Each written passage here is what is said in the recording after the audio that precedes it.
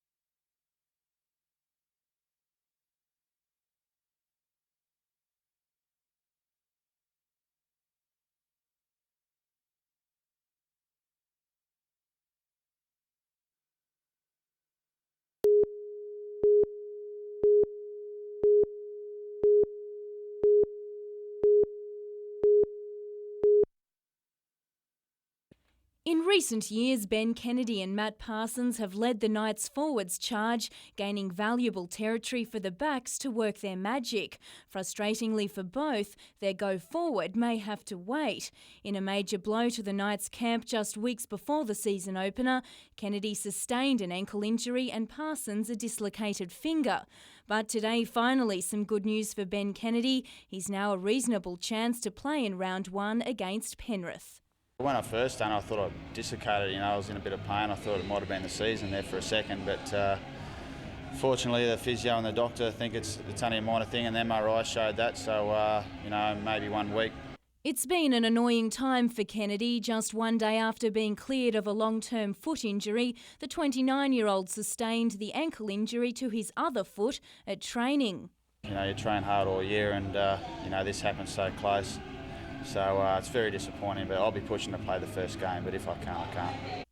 Meanwhile, the news on Matt Parsons' finger isn't so positive. He's a rough hope of making the run-on side for the opening round, but can still see the lighter side of the situation. It is a pretty small thing, but unfortunately during the course of a game you use it so much, so I guess you're doing so much within a game that you don't realise, but I could probably cut it off. Maybe that's an option.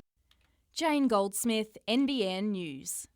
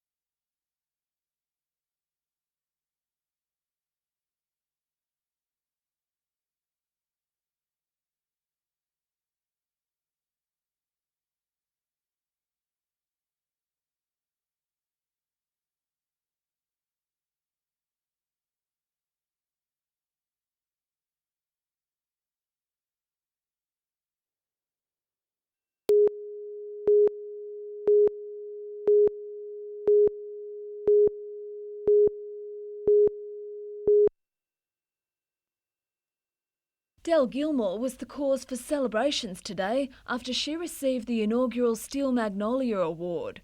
Her life is truly inspirational. Her only daughter died of cancer at just 16, but despite her grief, she channeled her energy into helping establish Ronald McDonald House in Newcastle. The only decision you can make is when adversity comes to your door, you can look to see how you could make the path easier for other people.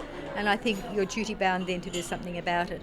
In 1998, Del was diagnosed with breast cancer. She survived, only to have to face another battle, secondary bone cancer. Her courageous story of survival offers hope to others. She has helped set up a cancer support group and is still working to raise awareness of the disease. I feel it's important for people like myself to talk with women who are diagnosed and very frightened when they hear those initial words. Imelda Roach, co-founder of Nutrimedics, also offered words of inspiration this afternoon at the luncheon organised by Lifeline. So much good can and does come through people's hard ordeals in life.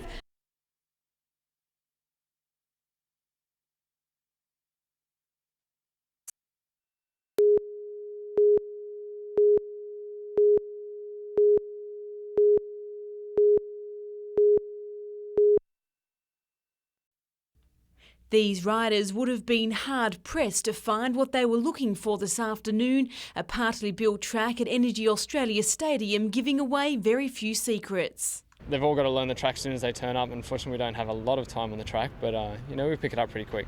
Danny Ham, who is currently 5th on the series ladder, will have a fight on his hands in the Pro Open category with just 3 rounds remaining in the competition. Preparation's good, we've just got to put it together on the night. That was easier said than done last weekend when riders fought slippery conditions on a Wollongong track that looked more like a mud bath.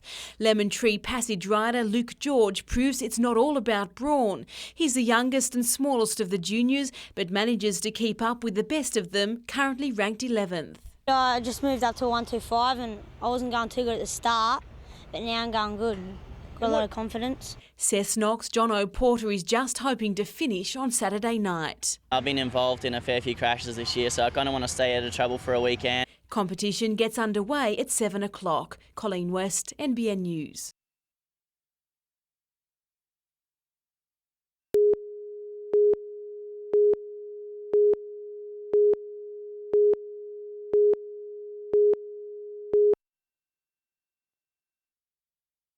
After Windale, Cessnock has had one of the highest levels of unemployment in the Hunter. Until now, Cessnock's unemployment rate has gradually been improving and is now less than 10% of the population for the first time in 10 years. Over the last 4 years, the unemployment rates in Cessnock have dropped from 14% in the year 2000 down to 9%. Now that's not good enough, but it's certainly heading in the right direction. So we're very happy with that, but we'll continue to work through projects such as Green Corps to reduce the unemployment, particularly with the young children. Green Corps is one of many initiatives which prepare young people for full-time employment. And after 6 months of toiling in the heat, this Green Corps team graduated from their training today. They've been pulling out weeds, building retaining walls, constructing picnic shelters and planting trees at 6 sites across Cessnock. All 10 have gained valuable skills to gain employment, hopefully in their hometown. It is difficult to get a job around the area, mainly because there is so many people in Cessnock and not that many jobs. I'd love to get a job around here if I could. The good news, 2 of them already have.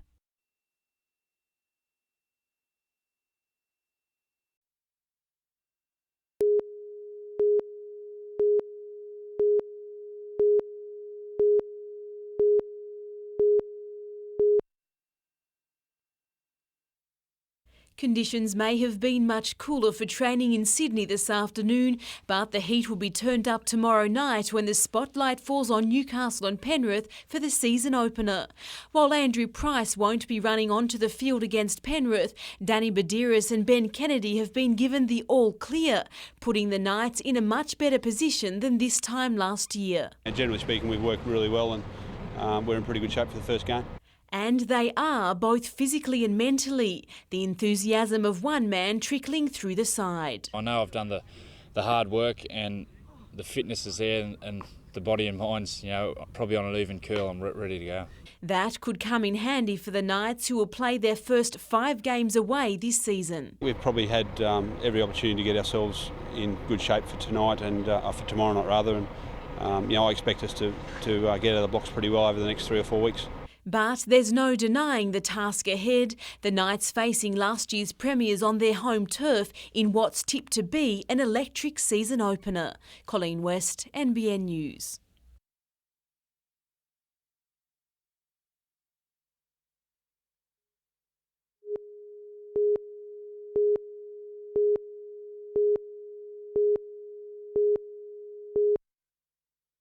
It's going to be a long, hard slog to get to the Olympics for Yvette Rodia. The 22-year-old is on the comeback trail after injuring her shoulder late last year. And Yvette realises that she still has plenty to do to qualify for Athens. To qualify for the Olympics, you have to come in the top 2, and for the 400 AM, you have to swim under a 4:47. So to make the team, I'm going to have to knock 2 seconds off my PB. Well, Yvette's had a long, hard haul back from injury and has had to be very, very tough. That she is, and lately Yvette's been working even harder than normal. To complement the hard work, she's been given the latest in swimwear technology to give her that edge. Speedo's new full fast skin suit has different fabrics for different parts of the body and will be modified for each swimmer and their stroke after taking into account their body shape. And at this early stage, Yvette's happy with the way she's been swimming, but is still trialling the suit. I haven't decided yet if I'm going to wear the suit in the 400 AM. I have to trial it a bit until the trials, which start on the 27th of March next week. Speedo claims it's the world's fastest swimsuit, and the entire Olympic squad will be wearing them for the trials later this month. Martin Cudahy, NBN News.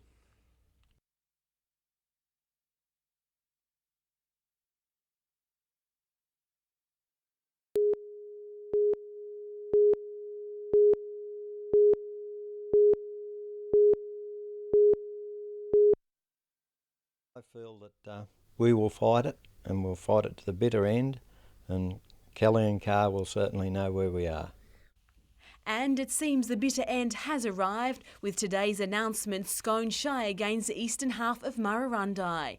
The decision has outraged local government representatives and comes less than a month after this promise was made. I have no intention of signing off on any boundary change if it means there's a loss of jobs in a town. But it's feared that's exactly what could happen in Murrurundi, which has been carved in two, the remainder of the Shire now included in a Liverpool Plains Council alongside Corindi and Parry. I think we've just seen the death of Murrurundi. It's a sad end to a long fight for autonomy for the council, which today expressed its bitter disappointment at the news. Former Muswellbrook Shire President and State MP John Jobling and Scone General Manager Daryl Dutton have been appointed to head the new council.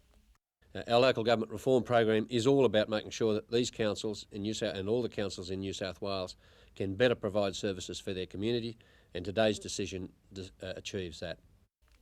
It's believed today's announcement could be the first step towards the creation of a super council incorporating Muswellbrook Shire, Merriwa, Murrurundi, Scone and Singleton. Meanwhile, local government elections for the Upper Hunter have been deferred until the 25th of September.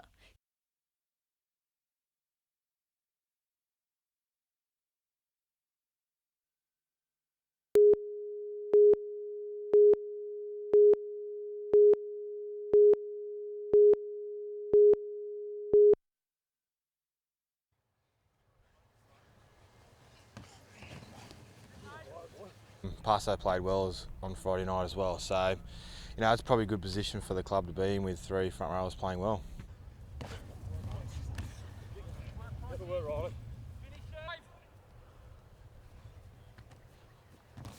Drive, play the ball correctly. Let's go, Bob, trot the finish.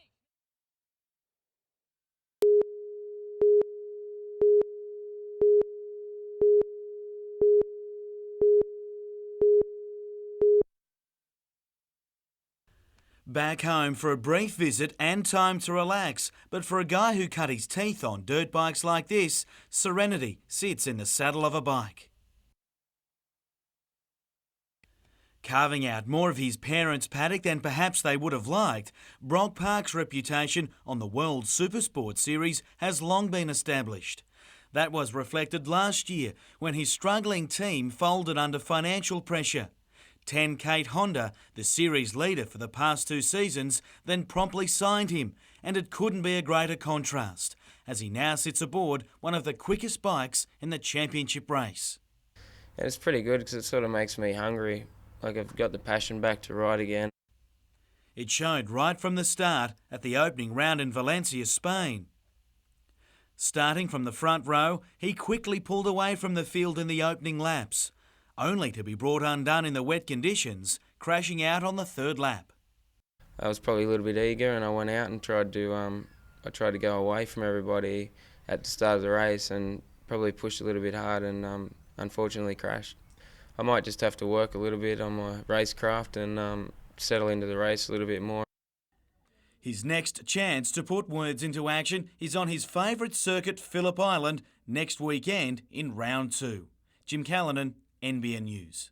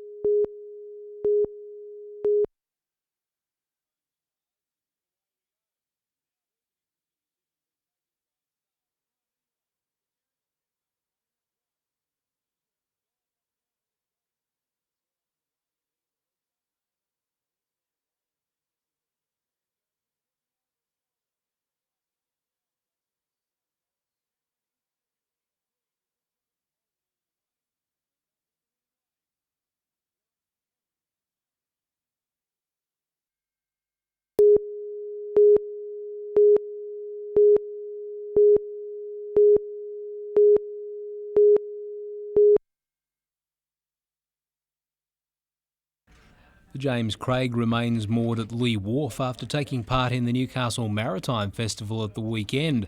While the owners urgently want the vessel back in Sydney, it will be a Newcastle fixture until later this week.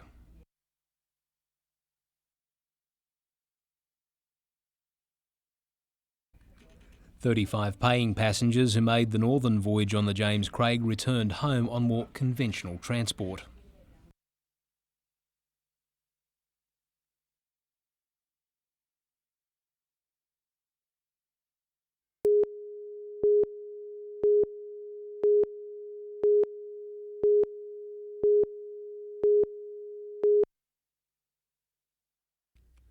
While the official tender document is still to be sent out by the Australian Soccer Association, it would take an incredible last-minute bid to knock United out of the billing. With that said, General Manager Jock Rame is already getting things in order to make sure their submission is watertight. They're all issues that I'm very, very comfortable with, and we'll have no, from Newcastle United's point of view, have no hesitation or no trouble in meeting all those benchmarks. Second on the priority list is confirming coaching staff. He'd like to have that by May at the latest, but players are another thing. With the lead shrinking from 13 teams to 8, it's become a buyer's market, and clubs won't be rushing to finalise squads, with the new league not scheduled to kick off until August next year. It's just a fact of life. I think there's an understanding from the players and everyone associated with the code that change was inevitable, that change was required, and with that there was unfortunately going to be some unpalatable aspects of those decisions. He does expect to announce some significant partnerships in the near future, however, including one with England's Newcastle Premier League club. There'll be a confirmation of a partnership between the two Newcastles as we move down the tender process.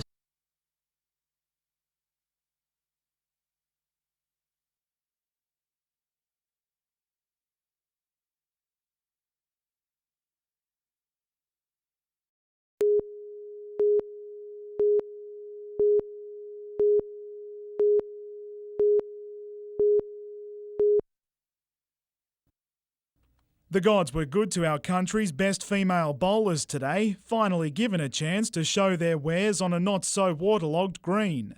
A lot faster than yesterday. I shouldn't say a lot better because the conditions caused the greens to be heavy yesterday, but they are much faster today, which suits most of the players, I think. Making the most of the quick surface was National Rep Karen Murphy.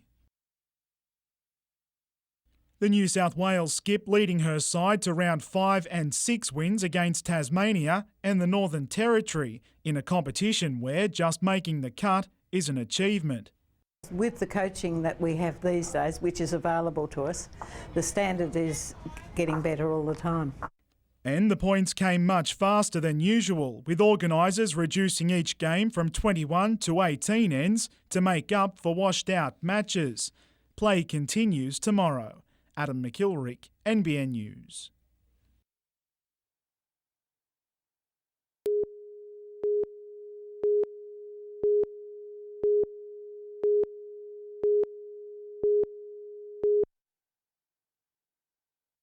There's certainly nothing small about this operation. The half-a-kilometre-long tile factory at Rutherford has taken 6 months to build and comes at a cost of $30 million. The first kiln has been installed at National Ceramics, and a team of technicians from Italy is helping fine-tune operations before production begins next month.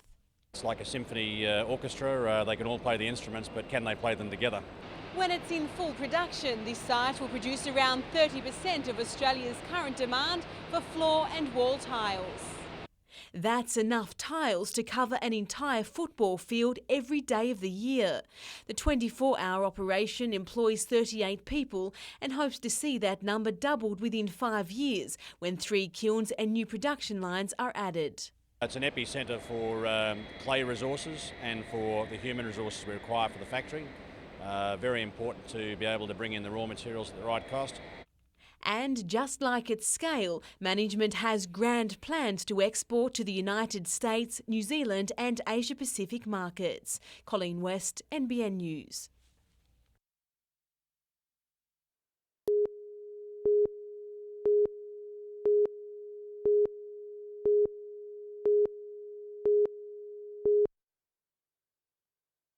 It's not a bad effort for a school with only 31 students and 2 teachers. 1/7 of the Glen Williams student population is now bound for Sydney. Very excited actually. It's different to normally be swimming in this pool, but it's a big 50-metre pool, so that's a bit different to usual. Taylor Hall, Kiri Eloy, Liam Manning and Georgia Ford swam their own team record at the recent Hunter Regional Carnival to book a lane at the State Championships. The team will compete in the 4x50 metre freestyle relay for schools with less than 160 students. To be able to compete in something like this and to get to this level is just wonderful. It's only the second time in a decade the tiny bush school will be represented at a state level, and it seems the entire community is right behind it. There are also streamers and banners to be made ahead of competition day. We've got the whole relay team training now, and I think we'll do pretty well.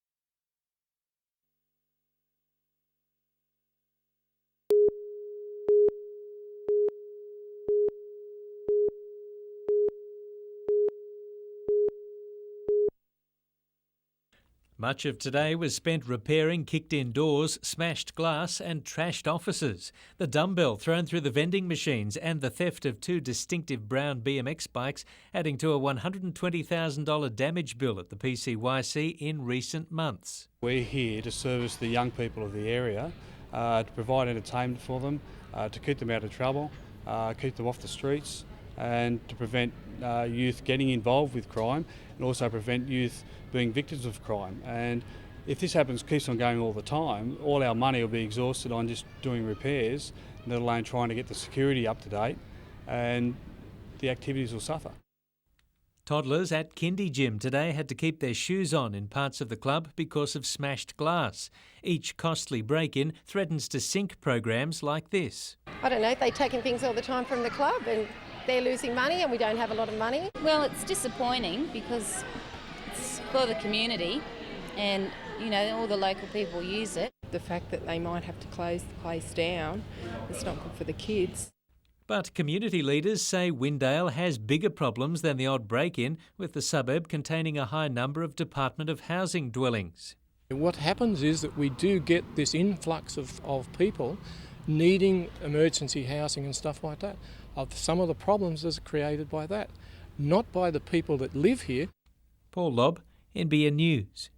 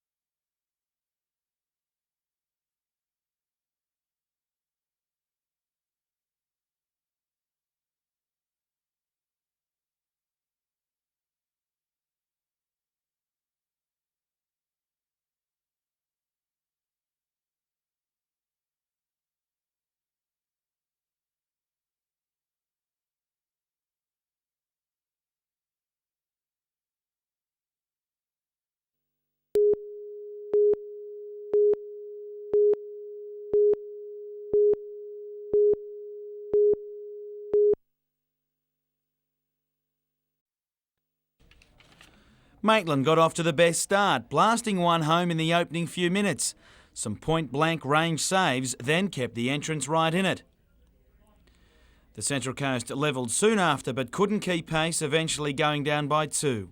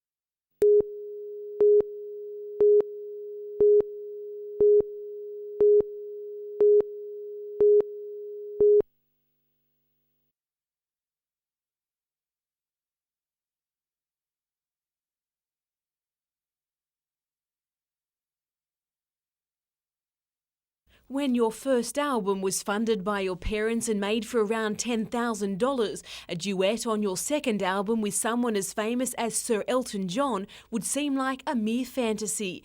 But when Catherine Britt leaves for America on Monday, it will become a stunning reality. You know, it's such a great thing. I just don't know how I'm going to handle him singing my song. It's going to be a bit emotional, so... The duet, titled Is This Where We Both Say Goodbye, was co-written by the talented teenager and her friend Jerry Sally. The fact that Sir Elton chose one of Catherine's own creations for the duet speaks volumes about the quality of her music. And it's just a typical old kind of sad love song, you know, the old sort of, basically all that I write about. With a mix of awe and maturity in regards to her success, it seems there's plenty of potential for a rewarding partnership between the 19-year-old and the music legend. For someone who's so famous and got all this stuff going for him, still to be so down to earth and so lovely, I just respect that so much. It's lovely. Despite her talent and the connection she's already made, this humble Newcastle musician will always call Australia home. I love Australia and it's always going to be my home.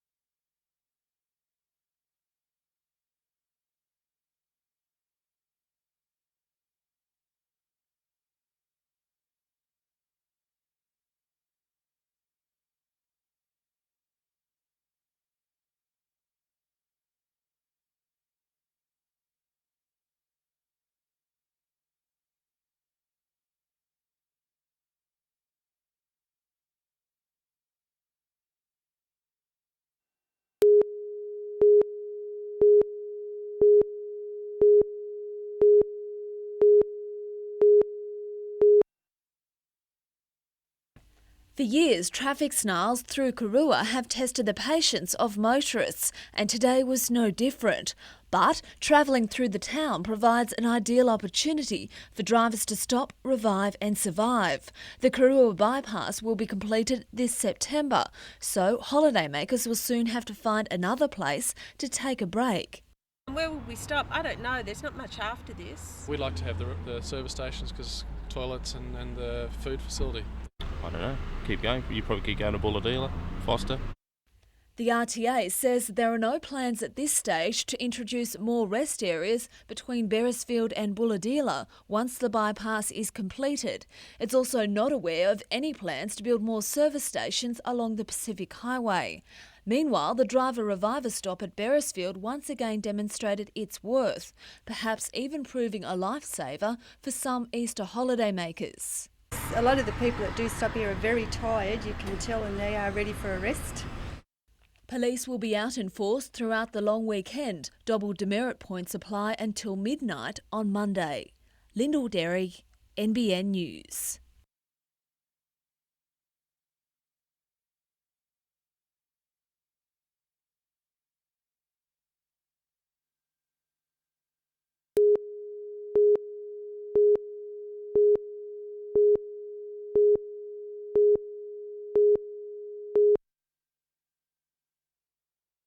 It's pictures like these that have kept some members of the Lake Macquarie community high and dry for the past few weeks. All the shark hype and a not-so-funny April Fool's joke on a local radio station resulted in a depleted field at the annual Across the Lake swim last weekend and a slight loss of business for some water-based tourism operators. Oh, just a few people. It's definitely a few people that have second thoughts when the sharks have been notified in the lake, yeah. Today, the only shark sighting was this one. It's a particularly nasty-looking creature, but one that doesn't look like causing harm to anyone anytime soon.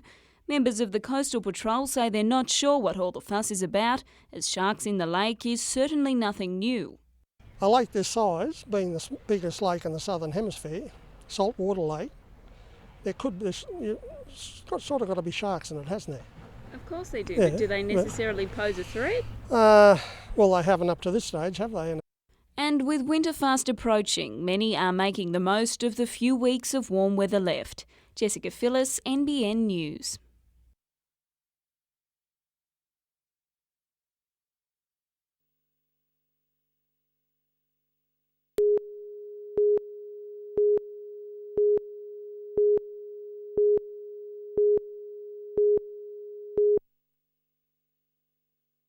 Despite an increased police presence and harsher penalties for offenders caught out during the Easter break, Hunter drivers are just not slowing down. We're up 140% on last year's figures, which is frightening really. The number of people caught speeding on our roads in the past 48 hours is alarming. 321 people have been issued speeding tickets and a further 91 will be receiving one in the mail after being detected by speed cameras. That's 295 more speeding offences than at the same time last year. From 3,259 breath tests, 11 drink driving charges have been laid, and that's expected to increase with pubs and clubs reopening tonight. The message from police is loud and clear. Police are out there all the time, not only highway patrol, but all police are out there performing random breath testing throughout this holiday period. Meanwhile, for those travelling on the Pacific Highway, there was a free flow of traffic through Karua for most of today. However, conditions are expected to worsen tomorrow and on Monday.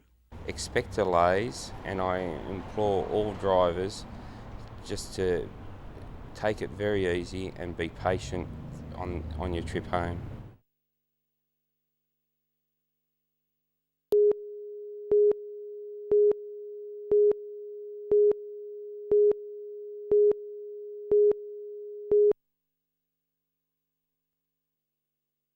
The caravan showed the extent of the impact, its walls literally torn apart and remain scattered along the Buckets Way.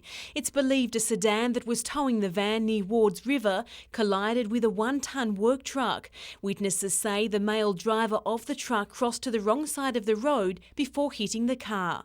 I knew at that stage that he had no hope of stopping and subsequently smashed into the side of the mother's car. And the elderly driver of the sedan and a passenger were treated for minor injuries. The Buckets Way was closed for most of the afternoon, causing a disruption for holiday traffic.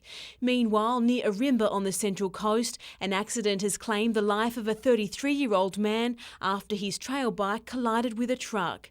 Police say the man was riding in front of 4 other trail bikes when he hit the truck's front panel and was thrown off his bike. He was airlifted to Gosford Hospital with severe abdominal injuries, but died a short time later. The accidents have capped off what has been a hectic long weekend for police, carrying out more than 7,000 random breath tests. 32 drivers have been arrested for drink driving, while the number of speeding tickets issued up to today are already more than double that of last year. 27 people were caught not wearing seatbelts. Drivers just don't listen to our warnings and are being hit not only in the hip pocket but losing their licences as well. Colleen West, NBN News.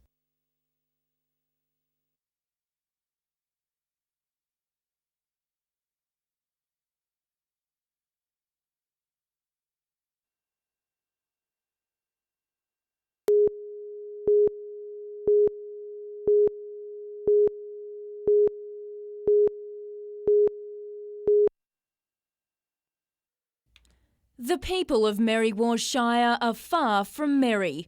Mayor Ian Cottle says all 2,300 of them are opposed to an amalgamation and are ready to do battle with the state government and in particular local government minister Tony Kelly to retain their independence. They're not listening and it's just democracy is being disregarded in a huge form. Under the proposal now out for discussion, Merriwa Shire would be split in two. The western side of the Shire would become part of the Midwest Regional Council based at Mudgee. The other 2/3 would merge with Scone and Murrurundi to expand the recently established Upper Hunter Council. The 64 council staff at Merriwa will also be divided up, 16 relocated to Mudgee, an hour and a half away. No one knows what's going to happen. My husband works on the Shire, I work on the Shire. We don't want to lose our jobs or our town. Merriwell residents are also concerned about an expected lack of representation on the Upper Hunter Council, with only 1 or 2 councillors expected to gain a position. The state government will await the outcome of public meetings and written submissions before making a decision. I wouldn't make so much of it. I don't think it's a big deal. The Boundaries Commission is there to hear their arguments. The government has not resolved on alteration in their boundaries. Jane Goldsmith, NBN News.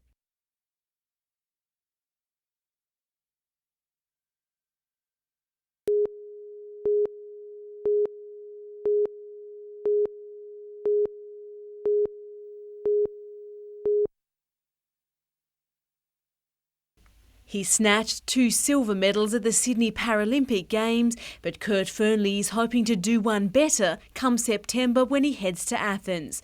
The 23-year-old wheelchair racer has qualified for 6 events and he's now deciding whether he'll complete the hectic program. Recently did the LA Marathon and I think I blistered from the top of my knuckles down to my the top of my fingernail. So, you know, that's pretty tough to get in the chair the next day and have to put a push on those blisters. And one thing is for certain, the university student will race his favourite events, the 100 metres relay and the marathon. Fearnley will race the same events at this weekend's Canberra Marathon, along with 22-year-old Eliza Stankovic, who will make her first attempt at the gruelling 42-kilometre challenge. We're going to kind of use it as a test event to make sure we're going to be able to back up and not lose our top speed and have a bit of kind of energy left after pushing the marathon. Colleen West, NBN News.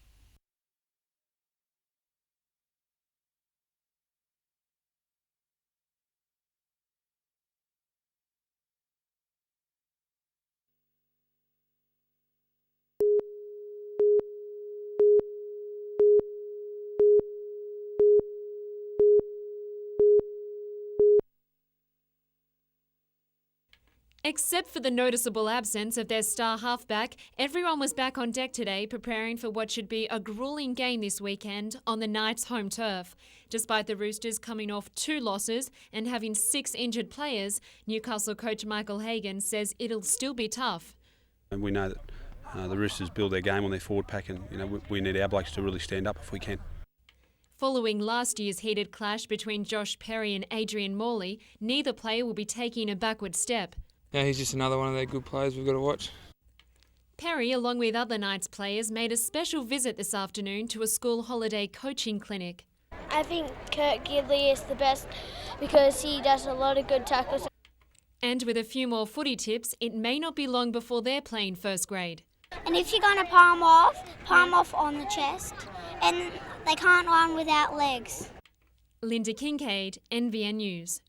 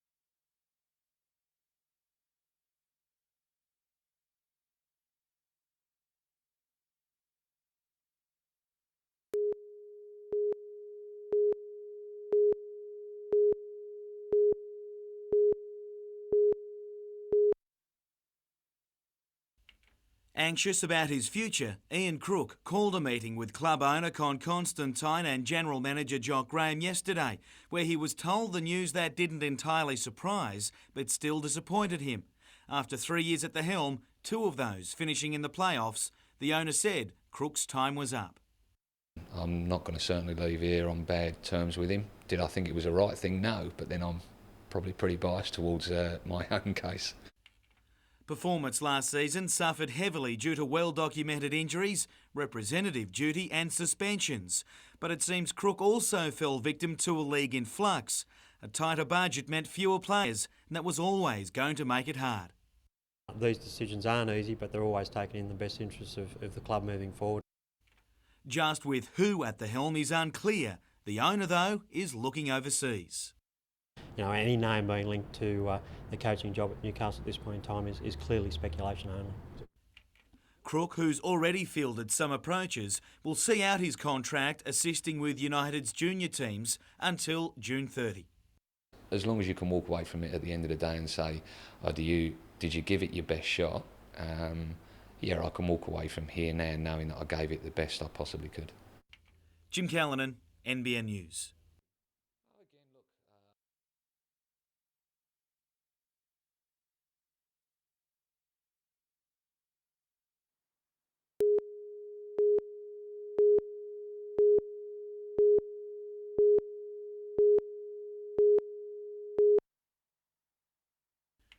Whether it be eventing or show jumping, there's one certainty amongst successful equestrian competitors, and that's dedication.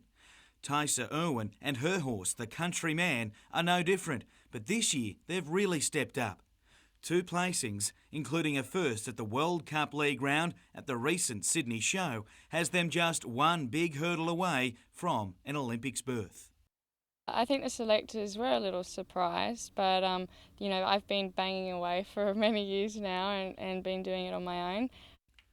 Aged just 23, she's by far the youngest rider in contention, and now just one of 4 left in the running for the lone show jumping spot for the team bound for Athens.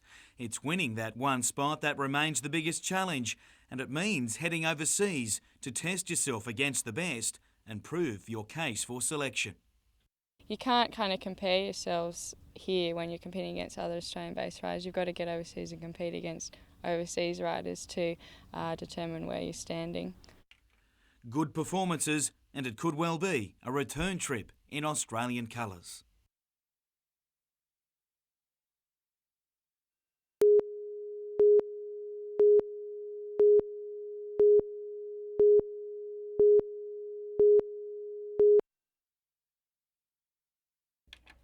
At the end of a paintbrush is where this 34-year-old artist says he's found happiness. I believe when I'm painting, I feel like I'm in heaven. It's just the most unbelievable feeling. Along with his supportive business partners, Greg Wilson is preparing these artworks for his next exhibition, inspired by September 11 and to be presented to the people of New York. It's mind-blowing. Look, what's happened in my life from the accident to now it's a fairy tale. It is unbelievable. 10 years ago, Greg miraculously survived a horrific motorbike accident, the near-death experience spinning him into a world of manic depression. It can be a beautiful sunny day like it is today, and you can look out and all you see is black, and you don't see any future for yourself. It was during a 4-year recovery period that Greg discovered a talent for painting and sculpture, a journey that's helped him start a new life at his Pecolban studio and open his Hunter Valley Gardens gallery. Now his aim is to share not only his talents, but also a message of hope for those living with mental illness. This sculpture of twisted metal and debris, one of 2 heading off to New York, symbolising struggle and survival. Hang in there and fight, and there is a way out, I promise you.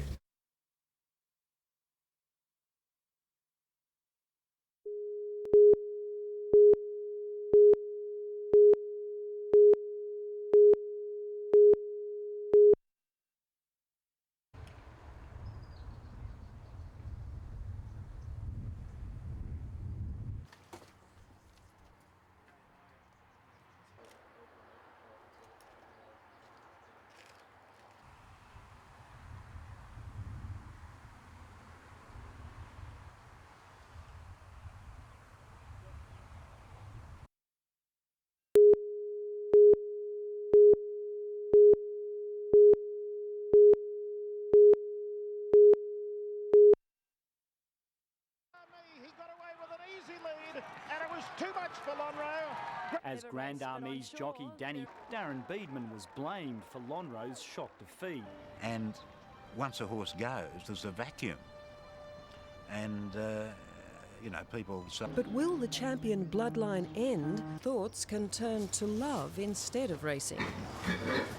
Some even question whether a roll in the sand.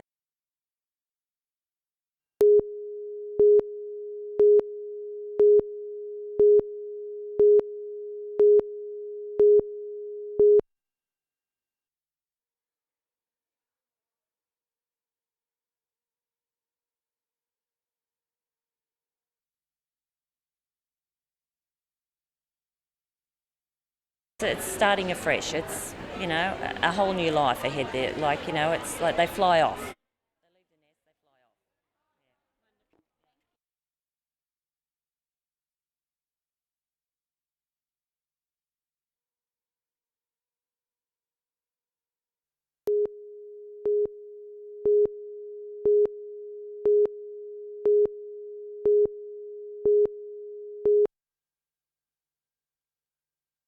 When emergency services arrived at the scene around 9 this morning, there was nothing they could do to save a woman who had been driving a white Mitsubishi station wagon. A vehicle travelling west towards Merriwar's collided head-on with another vehicle. As a result, a 28-year-old Merriwar woman's died of the accident. The woman's 2-year-old daughter, though, who was travelling in the back seat, suffered minor physical injuries and was taken to Merriwar Hospital by a passerby. Just 15 minutes from his destination, police believe the 63-year-old Sydney man was affected by fatigue when his Ford sedan veered into the path of the oncoming car. That's prompted yet another warning from police. Especially when you're travelling on country roads, to be mindful of their speed and the fatigue indicators. Suffering from chest and leg injuries, the man was airlifted to the John Hunter Hospital, where he remains in a serious but stable condition. Police say charges could be laid. Adam McKilrick, NBN News.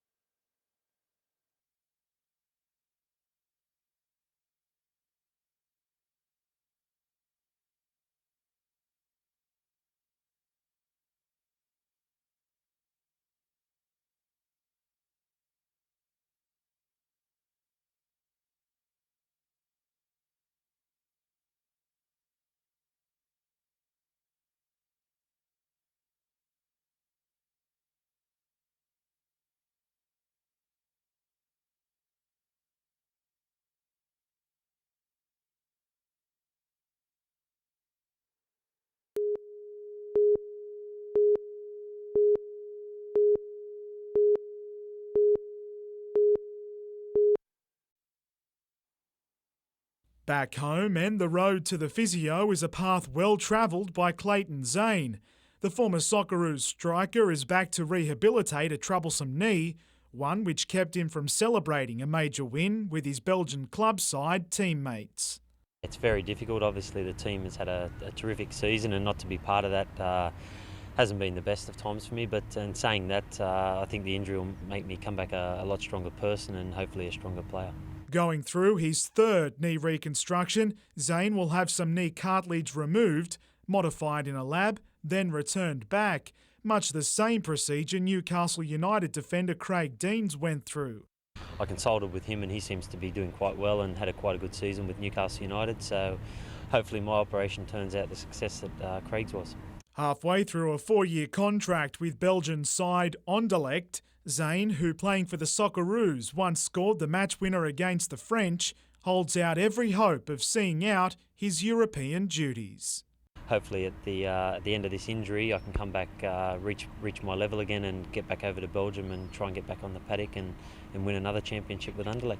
Adam McKilrick, NBN News.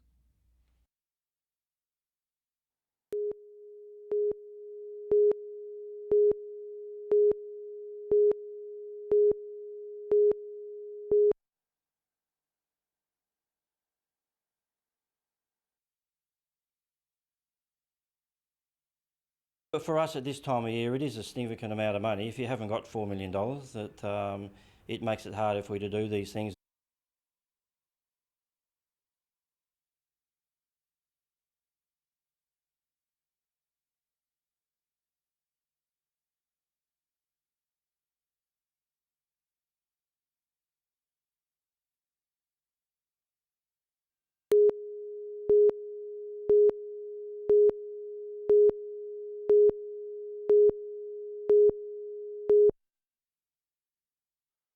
It was an old-fashioned style political rally in Newcastle today. Local veterans had the chance to hear about the new political party that says it'll go into bat for them. We can make a difference, and in those seats we can make a difference. In my opinion, it's the only way we're going to stop the erosion of the Veterans Entitlement Act. Of the fledgling party, Laurie Rushton, is telling veterans and service people around the country that they need their own voice at federal level, and he seems to have struck a chord. There is a genuine need within or for the people that this organisation is going to represent.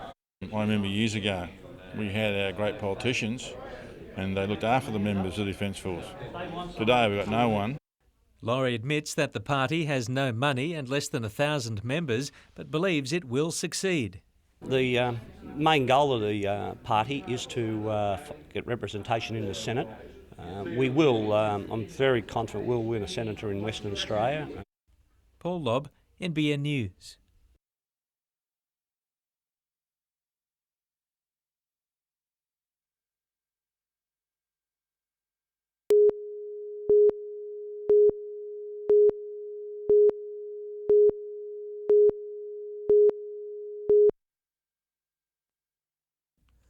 This picturesque stretch on the southern shore of Port Stephens, known as Dutchman's Beach, became a crime scene at about 7 this morning. Fishermen called police after they found the body of a man. There's been a body located in the water, a short distance from shore. Officers had to wade into the water to recover the body. A section of the beach closed to the public while forensic police examined the body and conducted a search of the scene. Several items discovered with the man are now the subject of further investigation. The discovery took local residents by surprise. With a stand of trees separating the beach from homes just 50 metres away, some residents only learned of the find when they went to make inquiries about police activity on the waterfront. At this stage, Lower Hunter detectives are yet to positively identify the man's body. We don't know the identity of the person, and we'll be making a number of inquiries over the coming hours and days to try and find out who that person is and the circumstances of the death. A post-mortem tomorrow in Newcastle will try to establish the cause of the man's death and provide further information on how long he'd been in the water. Gary Blair, NBN News.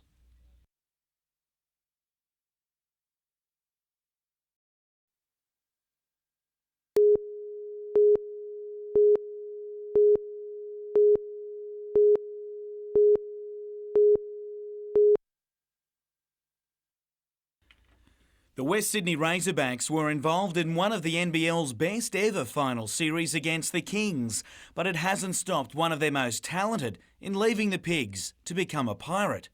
Power forward Russell Hinder has opted to join the Hunter-based team, whose new coach couldn't be happier for scoring such a key signing. For us, it's a great investment because he has the runs on the board, but I see that he has enormous potential to be a very, very good player and potentially a future boomer. It continues a massive clean-out of last year's squad with just 2 of the 10 rostered players re-signed, as Hurley rebuilds a team that won just 2 games last season.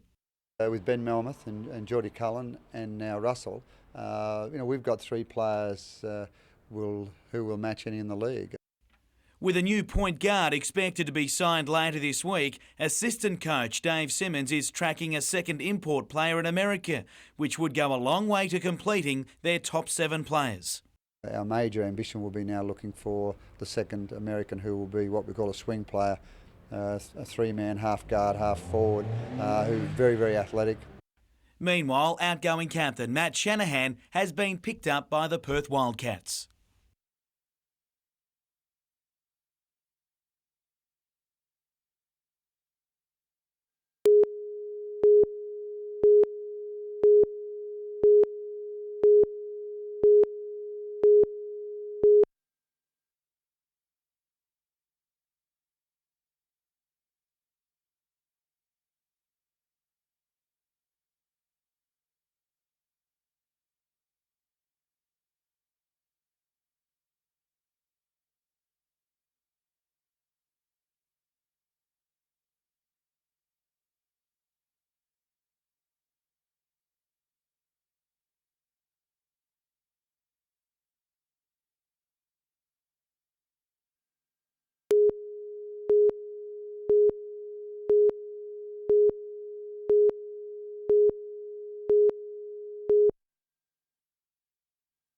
The specimens being pulled out of Lake Macquarie this morning were, in fisherman talk, useless. But the simple fact that 2 casts resulted in 2 catches indicates the latest fish survey results may not be too far off the mark. The signs so far are encouraging. It's looking, well, on these preliminary numbers, we're looking to have about a 30% increase in catch rates in Lake Macquarie. In the first 3 months of the year-long survey, more than 6,000 fish, crabs and squid have been caught, with 48 different species represented.